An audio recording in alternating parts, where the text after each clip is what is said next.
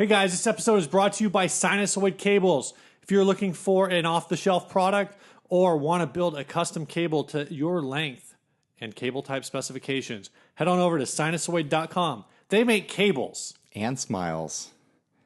And they've got that 100-year guarantee, 100-year warranty. You always got to add on like that little extra thing. I mean, they're paying for it.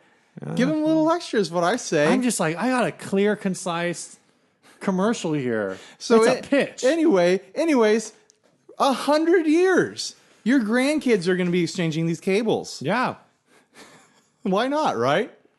Just do it. Sinusoid.com. Just do it.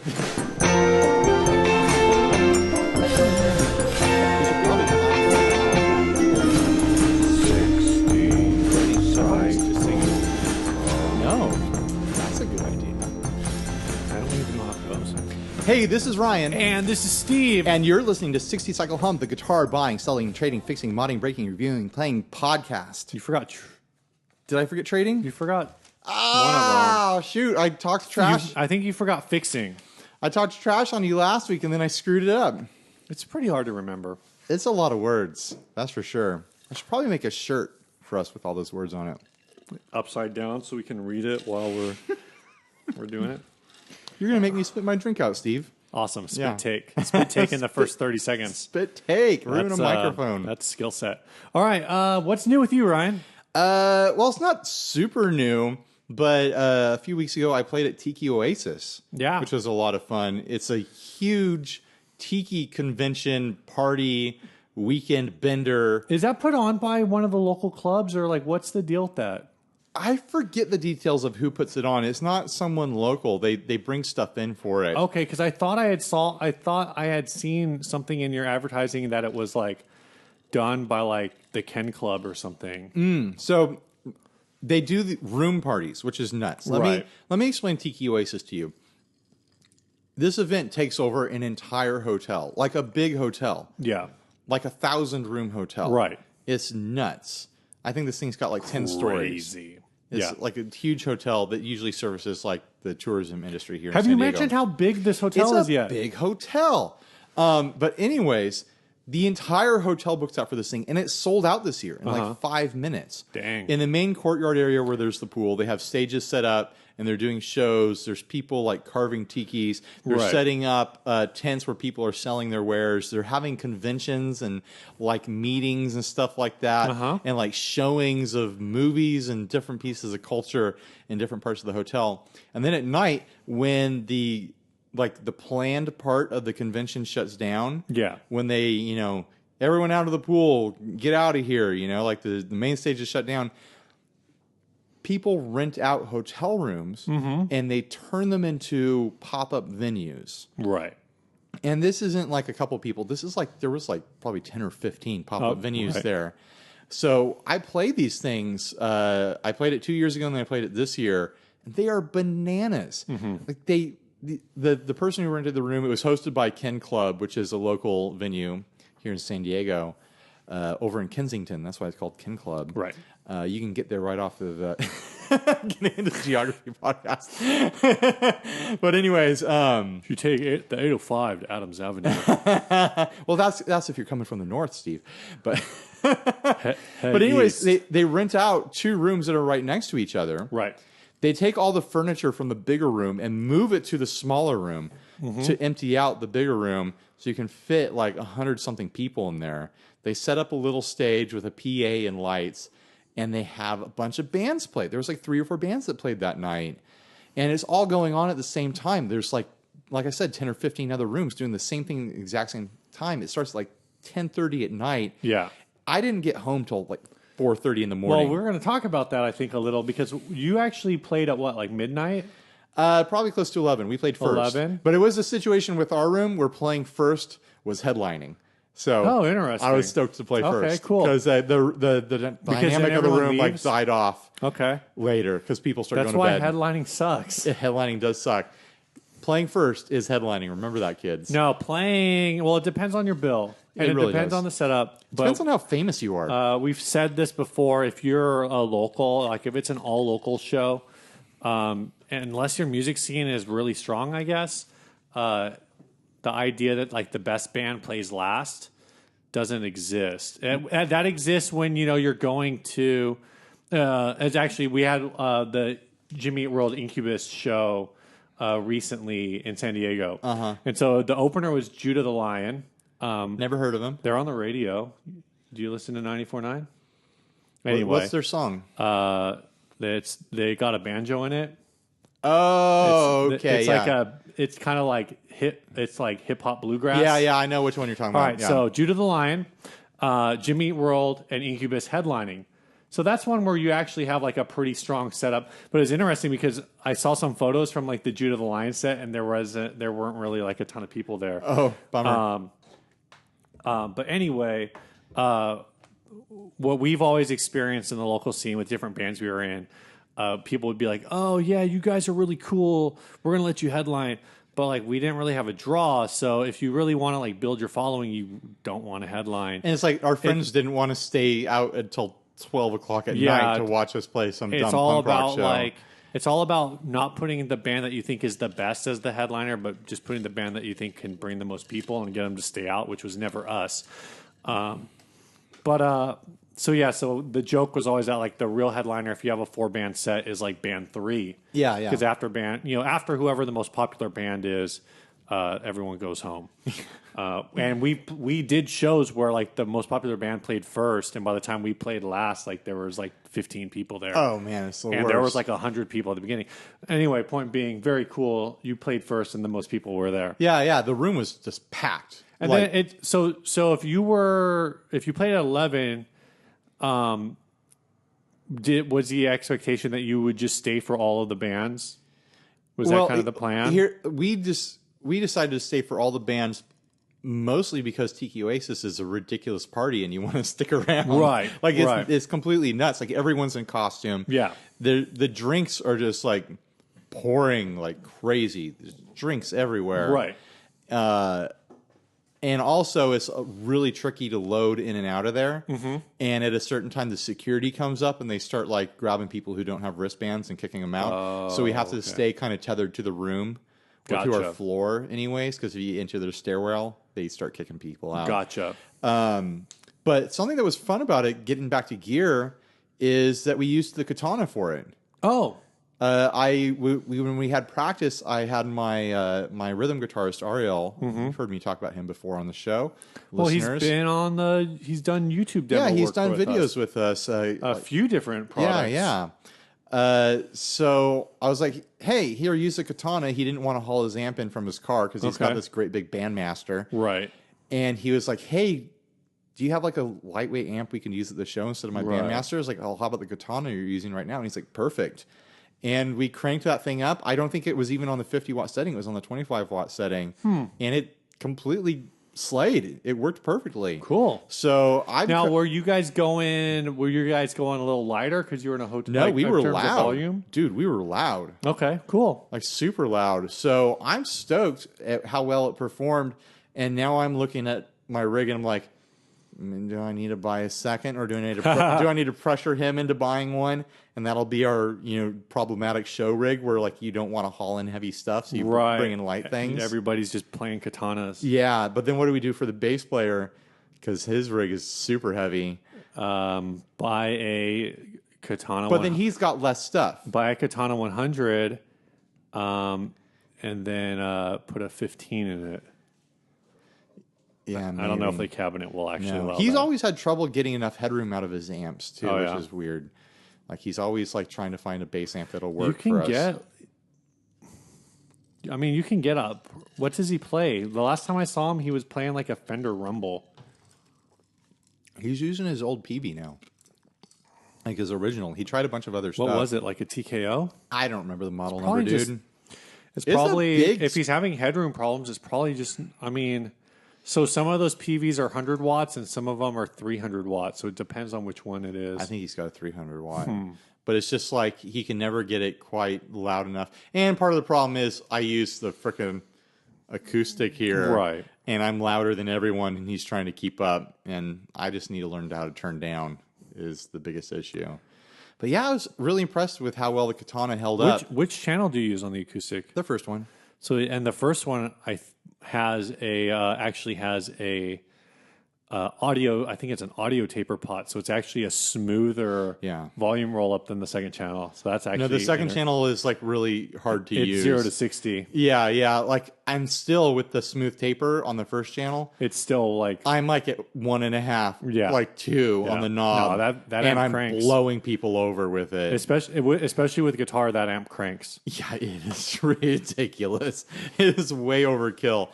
But anyways, I was so you were supposed to leave at 2. Okay, so what happened is, like I said earlier, the hotel rooms are linked together, and they used one kind of as a green room and to load all the furniture into.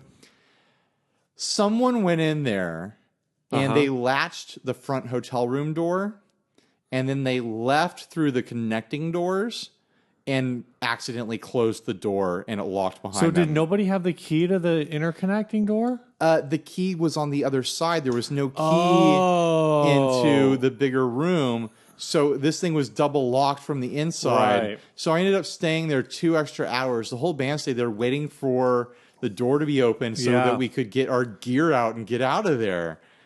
I mean, it was fun. We still got to hang out and party some more.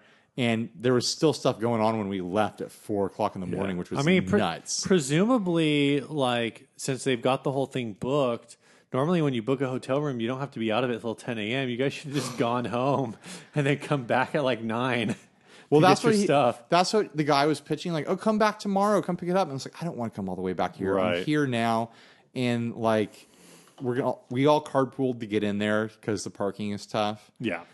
And it's just like, it's not going to be worth it. And the next day there was a car show in the parking lot. Jeez. So it's like, there's no way, dude. It's like now or never. Yeah. And we all needed our gear like that weekend. So we had to stick around. But it was just one of those stupid little like latches on the door. No, it's like what every hotel room has. That was keeping us out. The safety latch. And so we're standing there, and the maintenance guy is like fiddling with it, trying to unscrew it through like a 2-inch gap with a little screwdriver. And he's getting it, but it took him an hour and a half. And the whole time we're just like, let us kick it. Let us kick it. We will pay the $15 worth of damage when it breaks, you know? The problem is if the wall breaks. Yeah, if the door jam breaks or something like that. But even the guy renting the room was like, let's kick it in. I'll cover the damage. No problem.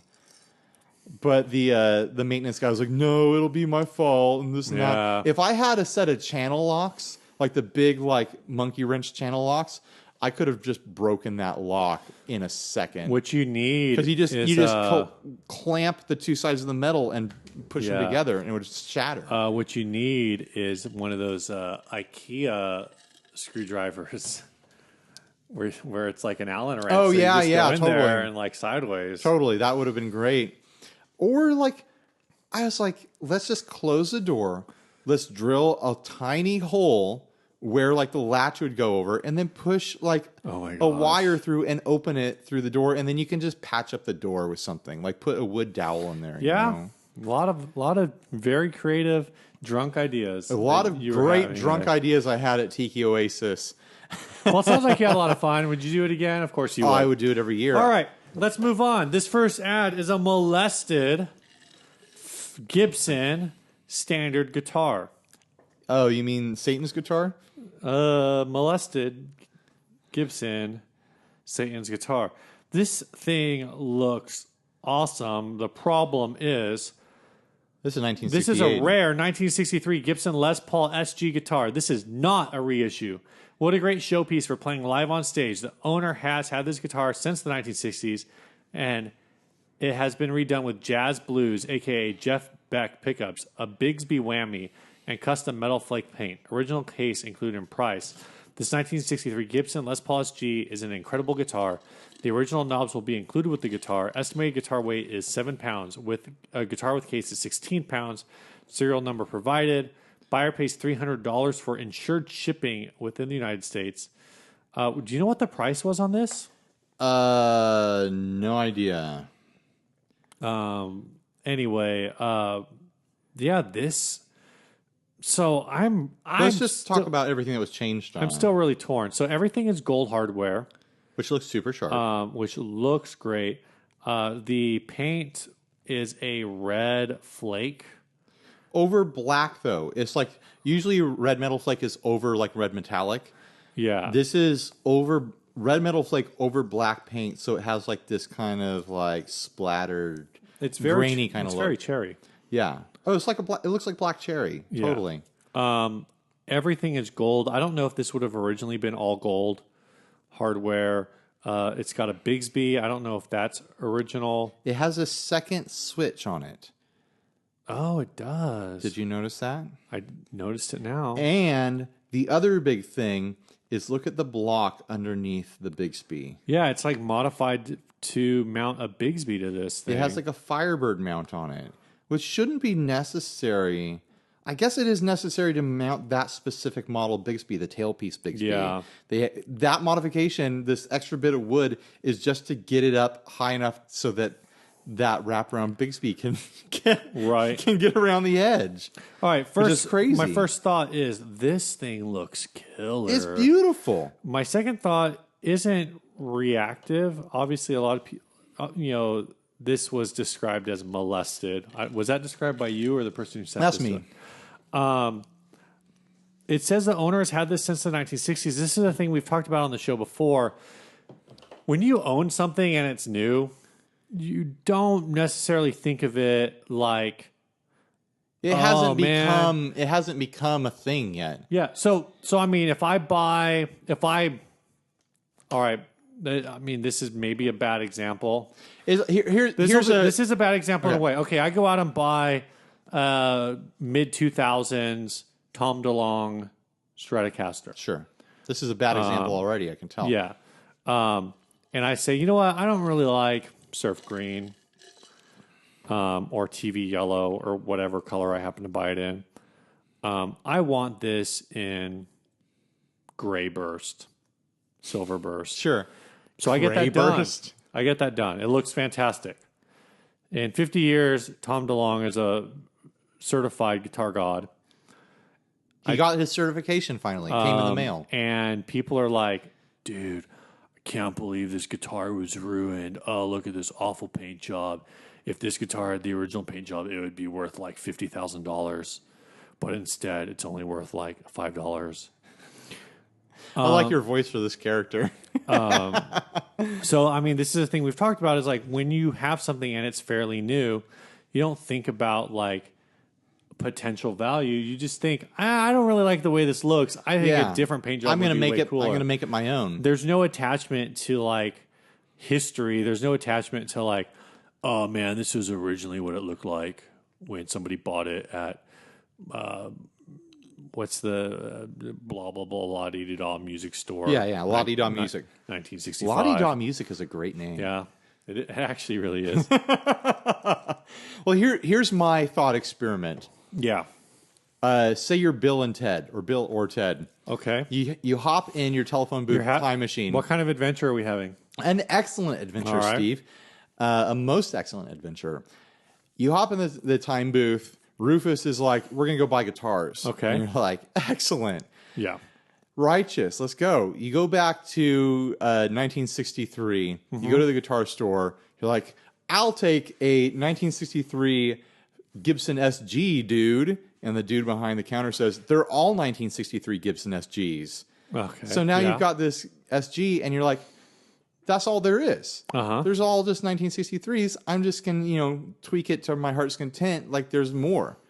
It's not rare. There's a bunch here. No, that's exactly what I'm saying. I know. I just had my own thought experiment I wanted to get out. You just wanted Bill and Ted's it. I wanted Bill and Ted Bill and or Ted were like, well, so even, okay, prolonging the thought experiment, Bill and Ted returned to their real time, 1989. Yes. 1988, 1989. What year was that? Somewhere in that territory is fine. And SGs aren't cool because it's all about Van Halen. They did have an SG in the sequel, though. Did they? Yeah. And all this stuff. So, some of these guitars up into the 80s still weren't valuable. Still weren't really any more valuable than they were when they were made. I mean, you think of that guitar is only 20-something years old in the 80s. Well, think about it this way: when you and that's the equivalent of a '90s guitar right now. Exactly.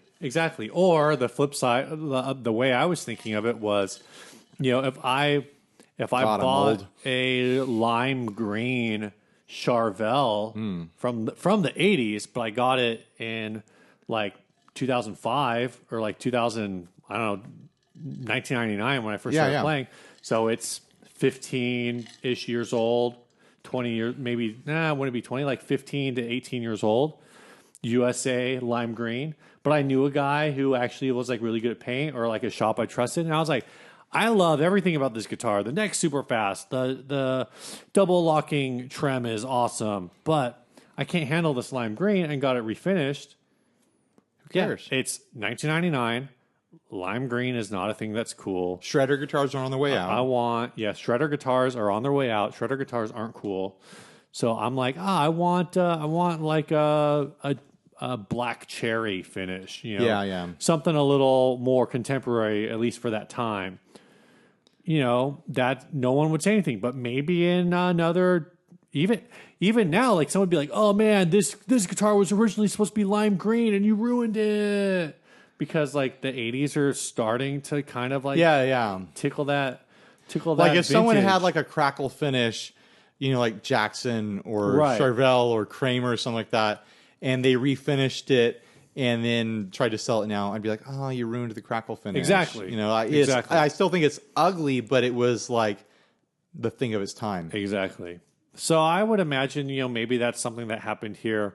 Well, totally. There's someone on the Facebook group who was commenting on this, and they're like, you know, I bet with this much like refinishing done and this and that, I bet this guitar had issues and they were trying to cover it up.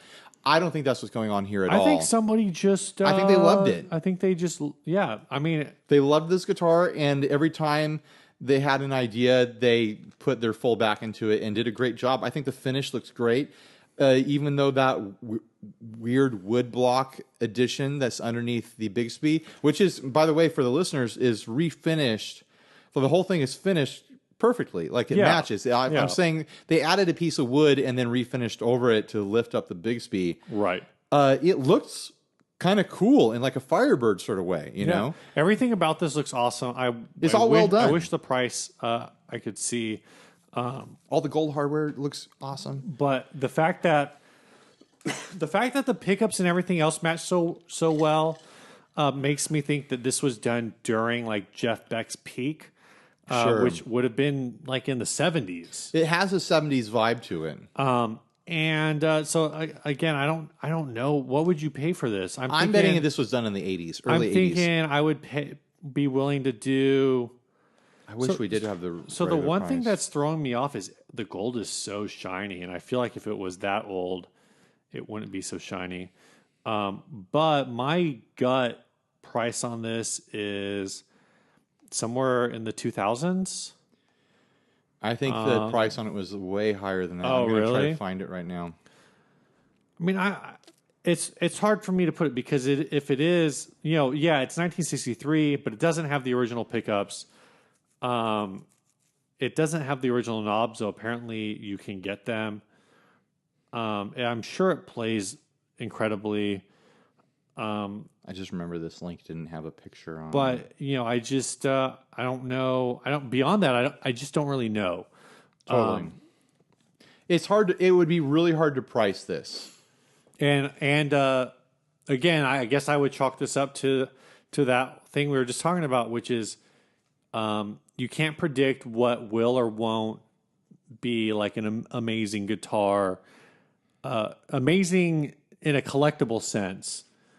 Guitar when you own it. Now I think people think about that more when they buy stuff, because I've heard people say like, "Oh, I'm only interested in Fender and Gibson. I'm not interested in boutique brands. I'm not interested in one-man shops that might make a better Stratocaster or make a better, you know, Les Paul or whatever, because I want something that if I spend $3,000, $4,000 on it, that when I give it to my kid in 40 years, it's going to be worth, you know, hopefully around the same amount. Yeah. I mean, investment guitars is not a good idea at this point. It's not, but if you're, you know, it's not even so much looking at it as an investment piece, but as like, you can't guarantee that your kid is going to be a player. So Yeah, maybe yeah. you're like, well, I'm not necessarily thinking that this is going to become more valuable, but right now, broadly speaking, if you bought a Les Paul Standard for, I think they're like $3,500, $4,000 in 20, 30 years, it's still going to be worth $2,000. Sure. Maybe more, maybe less. I don't know. But somewhere it's going to have value. Whereas if you bought, I can't find this. if you bought ad. like, I don't know what a comparable brand would be. I don't want to throw any builders under the bus necessarily. But like if you bought somebody who's making a Les Paul style guitar,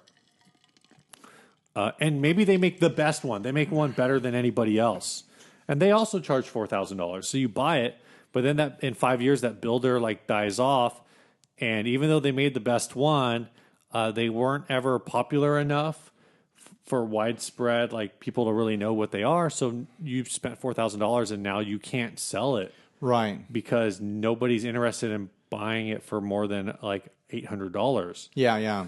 I mean, going back to the '80s shred guitar thing, there's tons of brands of guitars in the '80s that were being made on a very high precision level, like these these shred sticks. No one knows who they are anymore.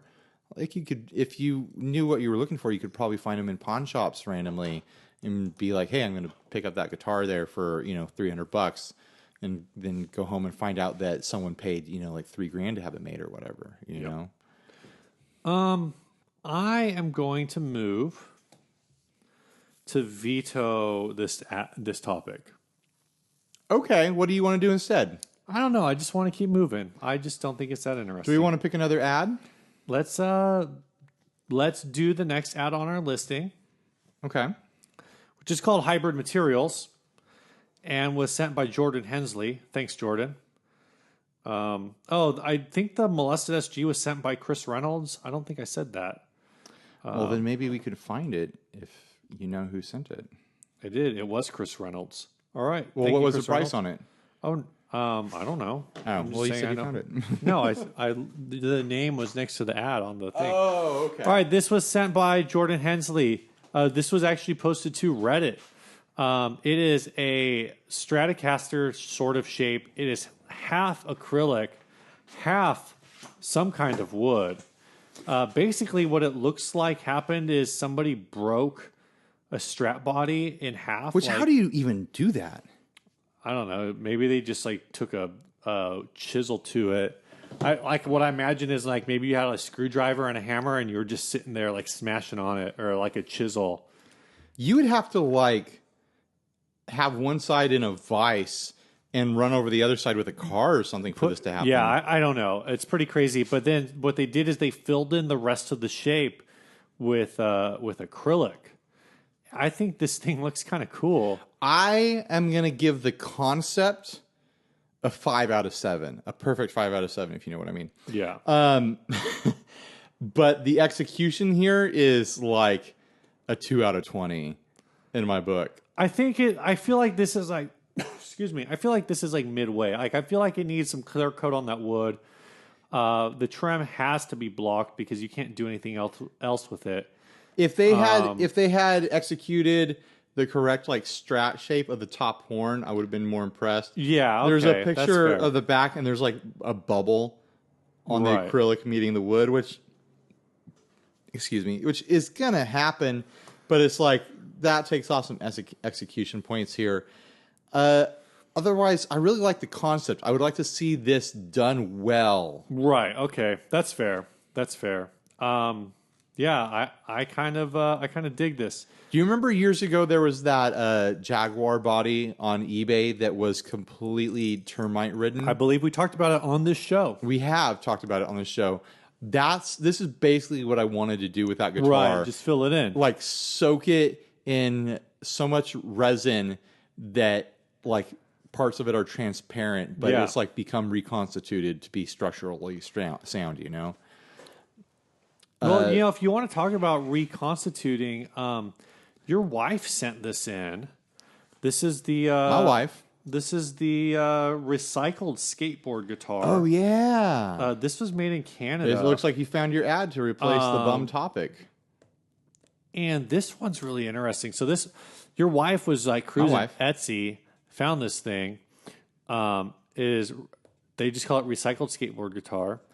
And basically, I'm just going to read what's going on here. So I'm going to describe this first. The whole guitar is like pressed skateboard decks. Yeah. And not in the way the guy did this, I'll read the description in a second. It kind of looks like one of the patterns on djembes. Yeah. But in this case, even the fretboard is pressed. Everything is pressed. So it's different than what Prisma does, because Prisma does their layering vertically. Yeah. This is all done horizontally, so it's like a bunch of like skateboard decks. So basically, this is what the guy says he does. He says, I collect used, broken, and unwanted skateboards. I select the colors I want. I'm going to paraphrase this because there's a lot of word. Remove the grip tape, sand off the graphics, and then he glues and compresses the cut and sanded recycled skateboards into a block. Wow. I sand the skate block once it's dried. Old guitars donated to me. I sand the guitar. I draw a pattern design I want for the guitar. I cut small square pieces from the skate block. Glue each piece onto the sanded guitar. So what this guy does is, say, in this case, he took a strap body, basically shaved off, like, say, a quarter inch from all sides of the guitar. And then replaced it with, like, I say a quarter inch. So he does like a wrap. He doesn't specify the actual like amount that he pulls off, but he sands off. And so this is a skateboard deck. It's not a veneer. It's like It's like laminate flooring of skateboard deck. It's like a candy shell of skateboard deck. Yeah. And it looks bizarre. delicious. He did it for like the pit guard too. What's the name of the guy at Prisma? I feel bad that I can't remember his name. Nick Pourfard. He's going to be moving here. Yeah. Soon. I'd love to have him on the show when he gets here. I don't know when that's going to happen. Yeah. But I'd love to I'd love to show this to him and have him weigh in on the process. So the one thing that I hate about this guitar, I feel like this guitar is 97% done. Everything is skateboards, or like, reconstitute somehow. He doesn't. I don't think he talks about exactly. Oh, he said like I covered maple neck and recycled skateboards, sand and shaped the neck, make and install headstock. So the headstock is basically a bunch of skateboard decks on top of each other, but this is the one part of the guitar that doesn't look finished because he left the top of the headstock like cracked off. Just broken skateboard. I know you don't like that part. I kind of think that's charming. I feel like it's the only place in the guitar that doesn't have clean lines. But the part where he's saying that he made a new headstock kind of scares me. It's like, how is this thing attached? Right. I'm not seeing pictures of the back of the headstock. Like parts. Well, he's using banjo tuners, which that's a kind of a cool feature. Like, yeah. And I would imagine you'd have to, because otherwise you'd tear your hand up trying to tune. Yeah, I would like to see this headstock concept with a clean cut along the top there where the tuners would usually come out, and then a rough, that broken edge on the bottom of it would make more sense to me.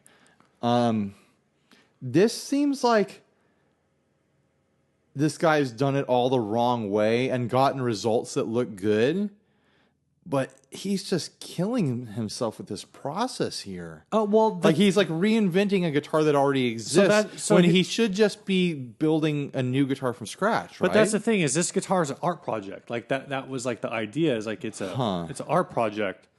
So is this a one-off, or does he do? There's only one. Okay. It says the frets are installed by hand by the Canadian School of Luthery. Component strings and controls are installed by the Canadian School of Luthery. So this is kind of like a bunch of Canadians did it. This is like just an art project, for lack of a better description. I think it looks really cool. I wish the headstock was clean. That's the only thing I can say about it. I think it looks really cool. I wish the pick guard was a more solid color. I don't like. I like the busyness of the body. I don't like the busyness of the pick guard on the busy body. Right. That makes sense. All right. You want to do this topic? You suggested. I do.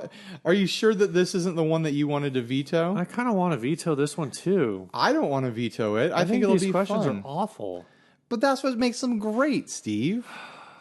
So anyways, this past week, I instead of doing a bunch of video work, I had a bunch of graphic design work, which meant that I got to listen to podcasts again because I wasn't editing audio. You should do more work. When you listen to podcasts, you get bad ideas. So I was listening to the Flippin' Flippers podcast. Yep, Paul Pennington and Esteban Vasquez, listeners of this show. They were asking each other these get to know you questions so that the audience could know them a little better. And I thought let's find a quiz and we'll pick 10 questions from it and ask each other. So we can pick different questions, but we'll go back and forth. What do you say? I'll pick one. I'll pick a question. We both have to answer it. Then you pick a question. How about that? Isn't that so? But we're only going to do 10 total. We're only going to do 10 total. There's 20 questions here. This is from Psychology Today, so this will be interesting. Okay. Okay, so you go first, Steve. All right. We'll start out with an easy one, I guess. This is all phrased. The name of this quiz is 21 questions to test how well you really know your partner. And so Steve and I are the titular partners in this quiz. So am I asking you this question and you think you have to answer this for me, or are you just going to answer for yourself? Just answer for yourself. Okay. We'll answer for ourselves. All right. I don't know. Well, we'll answer for ourselves. Sure. Oh man. Okay. Name a country you would love to visit. A country I'd love to visit. I'd really love to. I mean, there's a bunch of places, Steve. This is a tough question. This is real easy for me. Any country that you're not in. Aw, Steve. Boom. No, I'm just kidding. That was rough. I don't have. Do I have to answer this question too? Yes. Oh. When you pick a question, we both answer it. I really like kind of tropical travels. And kind of like Latin America stuff. I'd really love to get down into Mexico farther. I'd also like to get into like South America. I wouldn't mind doing like Argentina and things like that, Brazil, all that sort of stuff. That area. Now I have to answer this question. Mm-hmm. I'm gonna say, I don't know, man. I'm gonna say like Austria. Really? I'm going to go a little European. I mean, the thing with Europe is you can pretty much just say oh, I'm going to go to Paris, and then you can spend 2 weeks just riding trains around Europe, which is convenient. But I'm going to say Austria. It's a little off the path, but just something with a lot of recorded history. Interesting. Well, I won't say with a lot of history because lots of places have a lot of history. Every single place on the planet has the same amount of history. Yes. That's my It's argument. just not all recorded. Right. Or important to the culture that you happen to be part of. I don't know if Austria particularly has that much culture that's important to me. I just think it's interesting. Well, it's Western culture, relatively. There. Ask your question. Let me find one.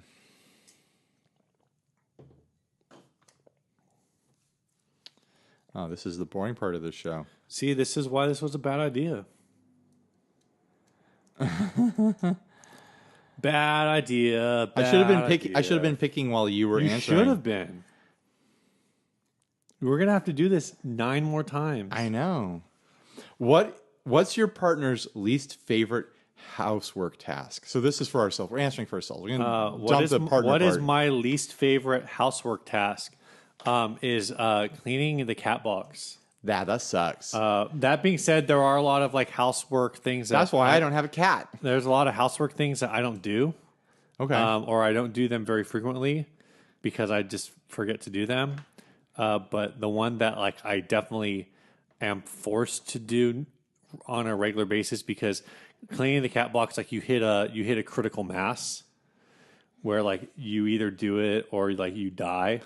Right. Not right. actually die, but your house becomes quarantined. Yeah. So yeah, definitely that. Yeah. But the one for me, which is kind of weird because it's not dirty like cat feces touching. I hate putting dishes away. Oh, dude, really? Yeah, I'm totally down to clean them. I'll clean the dishes all day long, but putting them away, I look at the countertop, I'm I gotta put all these cups away. I gotta put all this different silverware away and the spoons and stuff like that. something about it is really irritating to me and makes like my skin crawl. Oh man, that's therapeutic for me. You like that, huh? Yeah. All right, we're gonna go. Here's a quick one. This is 3, right? What's your favorite flavor of ice cream? Oh man, favorite flavor. Well, I'll say what my favorite like commercial flavor This that was you can supposed buy. to be fast, but I guess not. The Breyers makes this chocolate truffle. Okay. That's like consistently really good every time, and I'm not sick of it yet. But then like favorite personal flavor, were like top of my mountain is probably like a really nice rum raisin. You just don't see it around. I don't think I've ever seen that. Really? I'm going to go with what I think is a classic, but I don't really ever get it because no one else that I know that I buy ice cream with at least likes it, is mint and chip. That's so standard, Steve. Mint and chip. Mint and chip. Keeping it simple. Outside of your career, what's something you consider yourself naturally talented at? Naturally talented? I don't believe in natural talents. Whoa. So I think everything comes with hard work. But I would say that what question number is this? 4? 4. Maybe we should stop at 5. Yeah. This isn't on my list as number 4. No, I meant 4 in our list. No, I'm saying like what number is it on their list so I can 10. 10. Okay. Naturally talented. I don't know, just conversation maybe? You think you're good at conversation? I don't know. No, I think you're good at conversation, Steve. I think I'm good at like walking into a situation and reading reading a room and then knowing who to engage or how to engage like people in that room. Here's what I'll say about your conversation abilities, Steve. I didn't mean for this to turn into a critique of each other. But the thing our inner group of friends always observes with Steve is that Steve walks into a room and he starts a conversation with someone. And that conversation continues after they leave. Very intense. But the moment that person has to leave, Steve turns around and the next closest person, he continues that conversation with them. He's like, That's true. I was just saying to this person, and this is where we left off, and I'm going to pick it up with you. So don't worry. But you are very good at chewing the fat. Yeah. I also like listen. One of the things I get in trouble with conversations is I will try to be in like 3 conversations at once. Yeah, totally. Oh, totally. You are good at conversations. You're very social. I will listen to like 3 different conversations at once, and I'll be like, hold on, I need to finish this conversation here before I can tell you why you're wrong. I don't even know how to answer this question for myself. Then why'd you pick it? I know. I didn't want to like wait too long. So what's a natural talent outside my career? My problem is that I make all my talents part of my jobs. You know, because you're self-employed. Because I'm self-employed. Well, you don't have a job surfing yet. That's true. I'm decent at surfing.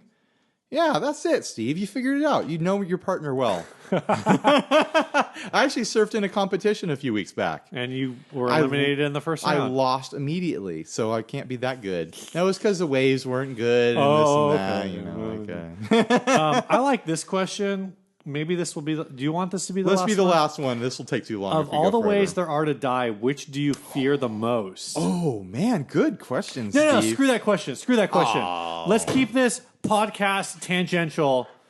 What type of music do you secretly like?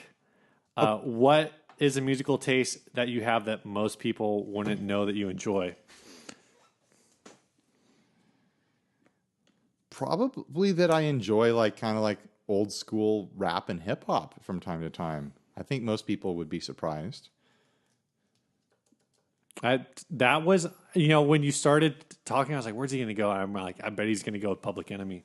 Yeah, I do love me some Public Enemy. But I'll start like a Pandora station based on like Public Enemy or like Run DMC or something like that. Right. And just like see where it ends up. I don't remember where it ends up, but I like a lot of that kind of era of rap and hip hop. I don't really know where to go with this. I feel like right now the answer I'm going to give is a trendy response. But when I drive home on Sundays I have a church job. When I drive home on Sundays, I listen to Rick Jackson's country classics. Okay. I've been doing this thing in the Facebook group, very intentionally, just saying, "Hey, I need music to listen to. What do you guys suggest?" And this week, I listened to. So far, I forget what was the first one I listened to this week. I don't know, man. I already forgot. But I listened to a Jason Isbell album, which Jason Isbell is a newer country artist, but he has a very old school kind of sound. I listened to a band today called Shaman's Harvest, which is kind of like a modern southern rock kind of a sound. And I listened to a band called Slint, which was a very like early 90s indie rock. I would say they're kind of in the same vein as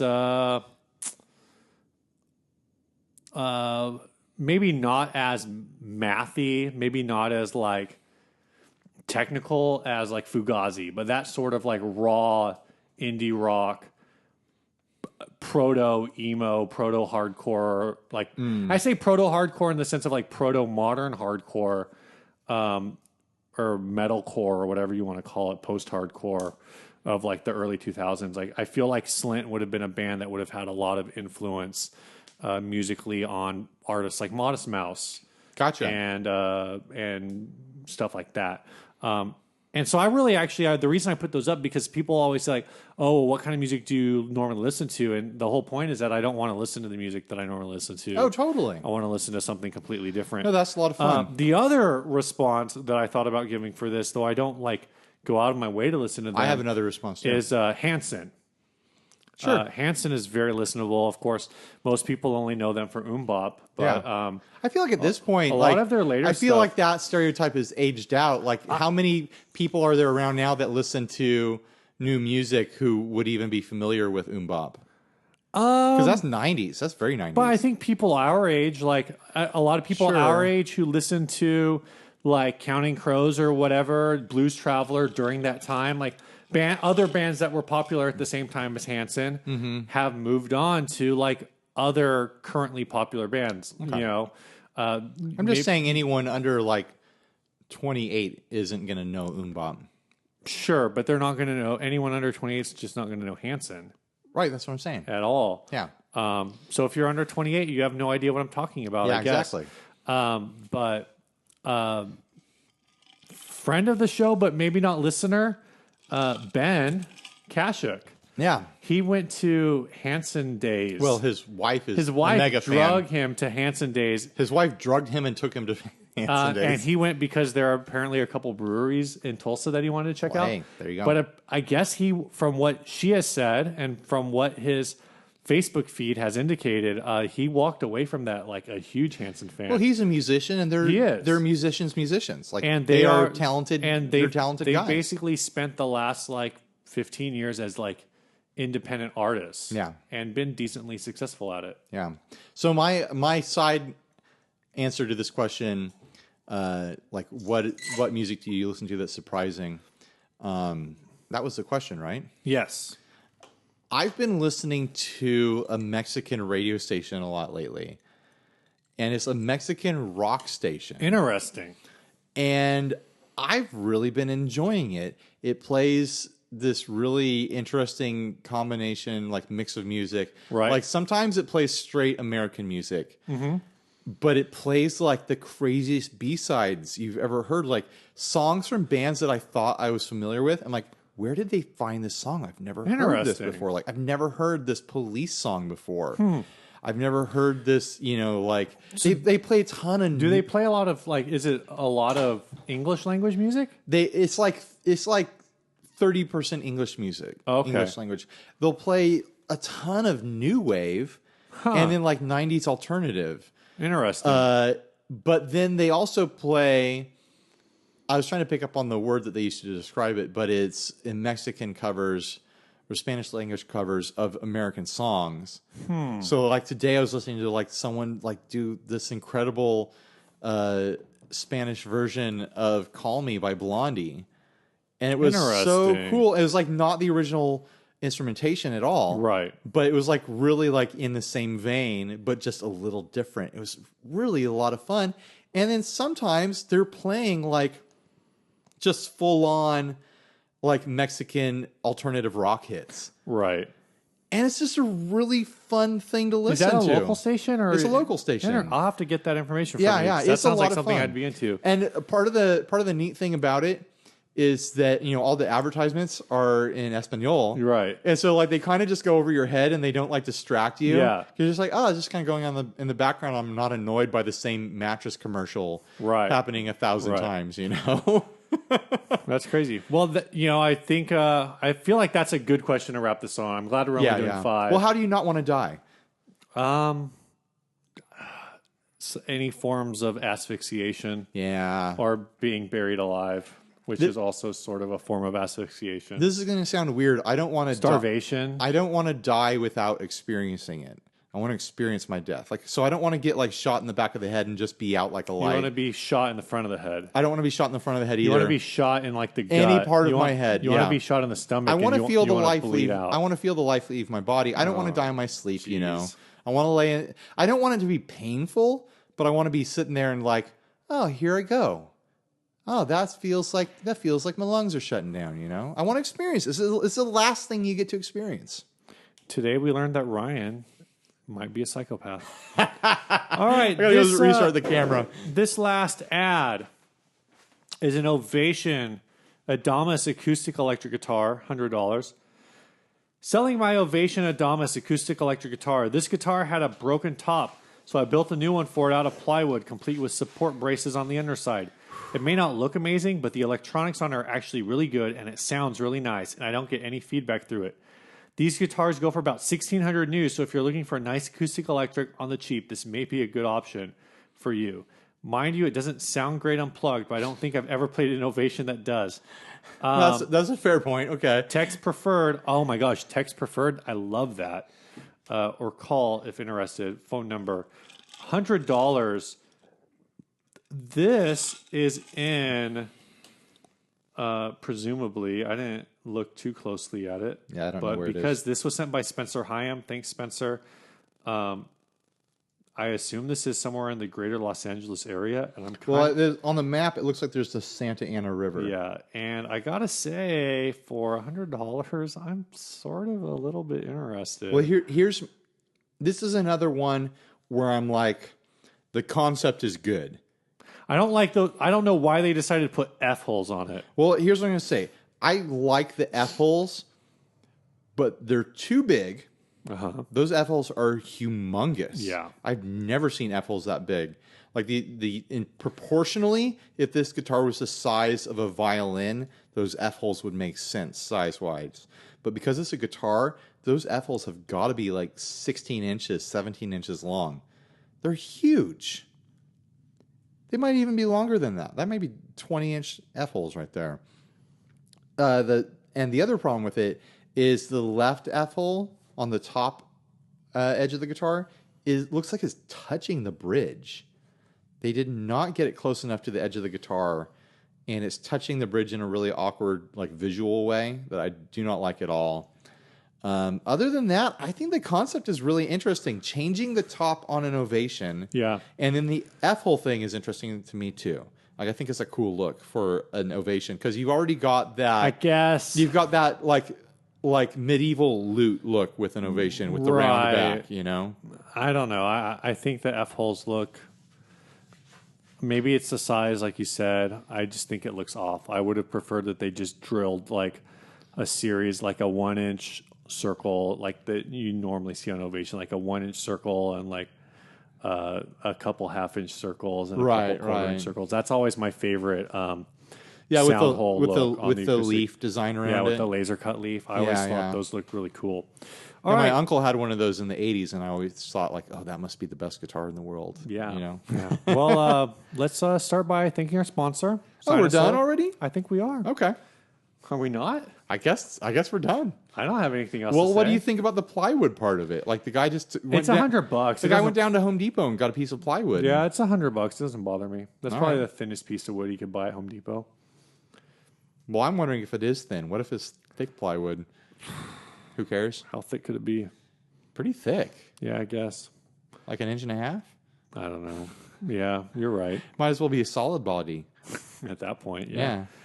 I don't know. Like I said, at $100, I feel like this guy knows that what he's selling isn't worth anything to anybody. But Sure. if you were instrument curious, if you know about guitars and just want something totally insane that you can smash if you hate it, Sure. $100. Imagine trying to smash an Ovation though. It's got that big rubber dome on it, or Yeah. plastic dome. Yeah. I wouldn't smash it. This was something where like maybe you just put on your wall as like a hanger for Yeah. $100. I guess so. All right. You got anything else? I don't. Let's All wrap right. it up. Thanks, Sinusoid. Thanks, Sinusoid, makers of cables. And Smiles. All right. I like that you're setting me up for it now. Yeah. And you're waiting for it. Shut up. All right. This week's song was sent by Isaiah Dominguez. He has an album called Waking Up. And this song is called Carpinteria. Like the town? I like the town. He says California references are all up in this. Every time I drive by that town, I think it says Carpeteria. Yeah, that's what I always think too. Like a carpet store. There is a carpet store called Right. Carpeteria. Right. So anyway, he says he's stoked about the new episode in the 50/50s. We are all sold out of 50/50s. So I guess that's that. But thanks for sending us this song. We're going to play it right now. Enjoy it. Bye. Like I